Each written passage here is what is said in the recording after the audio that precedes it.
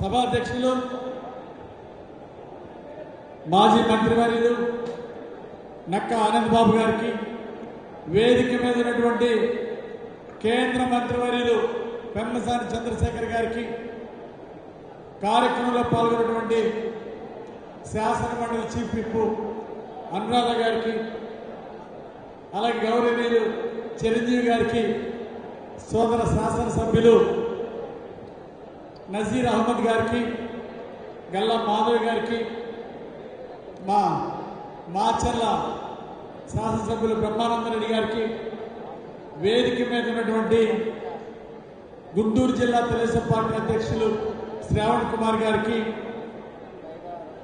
అలాగే ప్రతిపాటి శాసనసభ్యులు రామాంజనేయులు గారికి, వేదిక మీద ఉన్నటువంటి అతిరథ మహారథులకు, బీజేపీ జనసేన నాయకులకు, ఈ కార్యక్రమానికి వచ్చేసినటువంటి కుటుంబ సభ్యులందరికీ, గ్రాడ్యుయేట్స్ కి, ఎమ్మెల్సీకి అందరికీ పేరు పేరున హృదయపూర్వక నమస్కారాలు తెలియజేస్తున్నా. ఈరోజు ఆలపాటి రాజేంద్ర ప్రసాద్ గారు ఎన్డీఏ తరఫున గ్రాడ్యుయేట్స్ ఎమ్మెల్సీగా పోటీ చేస్తున్నారు. వారికి ఉన్నటువంటి అపారమైన అనుభవం, గతంలో మంత్రిగా చేసినటువంటి అనుభవం ఉంది. అలాగే అనేక రైతు ఉద్యమాలు నడిపారు, రైతులు కొండంత అండగా ఉన్నారు. అలాగే అనేక మందికి ఎంప్లాయ్మెంట్ ఇచ్చారు. ఎన్ఆర్ఐ విద్యా సంస్థ ద్వారా, ఎన్ఆర్ఐ మెడికల్ కాలేజ్ ద్వారా వారు అనేక మందికి ఎంప్లాయ్మెంట్ ఇవ్వడం జరిగింది. ఎంప్లాయీస్ యొక్క కష్ట సుఖాలు తెలిసినటువంటి వ్యక్తి, నిరుద్యోగుల పట్ల గౌరవం ఉన్నటువంటి వ్యక్తి, సమస్యలను పరిష్కరించే చాతుర్యం ఉన్నటువంటి వ్యక్తి, అపార అనుభవం ఉన్నటువంటి ఆలపాటి రాజేంద్ర ప్రసాద్ గారిని భారీ మెజారిటీతో ఎమ్మెల్సీగా గెలిపించుకోవాల్సిన బాధ్యత ప్రతి ఒక్కరి మీద ఉందని నేను గుర్తు చేస్తున్నా. అలాగే ఈరోజు జగన్ వైఎస్ఆర్ పార్టీ ఎందుకు ఎన్నికలు బహిష్కరించిందో ప్రజలందరికీ తెలిసిన విషయమే. ఉద్యోగ అవకాశాలు ఇస్తామని లక్షలాది మంది నిరుద్యోగుల్ని మోసం చేసినటువంటి జగన్ ప్రభుత్వం ఈరోజు నీకు ముఖం ఎలా చెల్లుతుంది అని అడుగుతున్నా. ఉద్యోగుల్ని కేసులు పెట్టి, నానా హింసలు పెట్టి ఉద్యోగ నాయకుల్ని వేధించినటువంటి జగన్ ప్రభుత్వాన్ని చూశారు. ముఖం చెల్లకనే ఈరోజు ఎన్నికల బహిష్కరణకి అని మాట్లాడుతూ ఉన్నారు. వైఎస్ఆర్ పార్టీ పెద్దలో సామెత చెప్పారు, ఎత్తలేక మంగళవారం అన్నాడంట. అలా ఉంది ఈరోజు వైఎస్ఆర్ పార్టీ నిర్ణయాలు. రేపు గెలవడం చేతగాకనే డిపాజిట్లు రావనే భయంతో ఈరోజు ఈ ఎన్నికలు బహిష్కరించడం జరిగింది.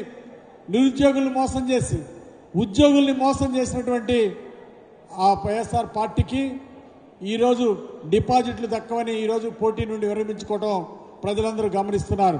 ఇప్పుడే కాదు, 2029 ఎలక్షన్లకి సింగిల్ డిజిట్ కూడా రాదనే భయంతో అప్పుడు కూడా అసెంబ్లీ ఎన్నికలు కూడా బహిష్కరించే రోజులు వైఎస్ఆర్ పార్టీకి ముందున్నాయని ఈ సందర్భంగా నేను గుర్తు చేస్తున్నా. అన్ని వర్గాల్ని మోసం చేసినటువంటి పార్టీకి ప్రజలు గుణపాఠం చెప్పారు. భవిష్యత్తులో కూడా ఇదే గుణపాఠం అని చెప్పే పరిస్థితులు ఉన్నాయి. అలాగే ఈరోజు గ్రాడ్యుయేట్స్ ఎమ్మెల్సీగా పోటీ చేస్తున్నటువంటి వ్యక్తులు గతంలో జగన్మోహన్ రెడ్డి పాలనలో అనేక తప్పుల్ని ఆ రోజు ఎమ్మెల్సీగా ఉండి ఏ రోజైనా మాట్లాడారా? తప్పులు ప్రశ్నించారా? ఎందుకు ప్రశ్నించలేదో ఒకసారి ఆలోచించాలా. కాబట్టి ఈ గతంలో జగన్మోహన్ రెడ్డి చేసిన మోసాలని ప్రశ్నించలేనటువంటి వాళ్ళు ఈరోజు ఎమ్మెల్సీగా పోటీ చేస్తున్న విషయాన్ని మీకు గుర్తు చేస్తున్నా. అలాగే మన నాయకుడు చంద్రబాబు నాయుడు గారు ఎన్డీఏ ప్రభుత్వాన్ని 2047 కల్లా ఈ రాష్ట్రాన్ని ఒక స్వర్ణాంధ్రప్రదేశ్గా తీర్చిదిద్దాలనే లక్ష్యంతో ముందుకెళ్తున్నారు. అలాగే ఈ 5 సంవత్సరాల్లో 20 లక్షల మందికి ఉద్యోగ ఉపాధి అవకాశాలు కల్పించాలనే లక్ష్యంతో ఎన్డీఏ ప్రభుత్వం ముందుకెళ్తా ఉంది. చంద్రబాబు గారి ప్రభుత్వం విజన్ 2047 ఎన్డీఏ ప్రభుత్వం సాధిస్తుంది. ఈ 5 సంవత్సరాల్లో 20 లక్షల మందికి ఉద్యోగ ఉపాధి అవకాశాలు కల్పించడమే కాకుండా ఓ పక్క పవన్ కళ్యాణ్ గారు ఉప ముఖ్యమంత్రి గారు గ్రామాన్ని అభివృద్ధి చేయాలని బాటలు వేస్తున్నారు. మరోపక్క యువ నాయకుడు నారా లోకేష్ గారు ఇతర దేశాలు కూడా వెళ్ళి లక్షల కోట్లు పెట్టుబడి తీసుకొచ్చారు రాష్ట్రానికి. ఈరోజు లక్షలాది ఉద్యోగాలు రాబోతున్నాయి. ఆనాడు ఏమైంది?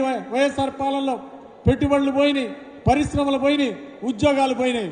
కానీ ఈరోజు ఎన్డీఏ ప్రభుత్వంలో పెట్టుబడులు లక్షల కోట్లు పెట్టుబడులు వస్తున్నాయి, ఉద్యోగ అవకాశాలు వస్తున్నాయి. అలాగే విజన్ 2047 సాధించే దిశగా రాష్ట్రం ముందుకు పోతుందని ఈ సందర్భంగా తెలియజేస్తూ ఎన్డీఏ మిత్రులందరూ కూడా ఈరోజు ప్రతి ఒక్క గ్రాడ్యుయేట్స్ని మనం కలవాల్సిన అవసరం ఉంది. ప్రతి ఎంప్లాయీని కలవాలి, ప్రతి గ్రాడ్యుయేట్ని కలవాలి. ఆ విధంగా ఆలపాటి రాజేంద్ర ప్రసాద్ గారిని అపారమైన అనుకున్న వ్యక్తి, మంచి వ్యక్తి. అలాంటి వ్యక్తిని మనం భారీ మెజార్టీతో గెలిపించాలని అందరికీ పిలిపిస్తూ నాకు ఈ అవకాశం ఇచ్చిన పెద్దలందరికీ ధన్యవాదాలు తెలియజేస్తూ సెలవు తీసుకుంటున్నాను. Thank you.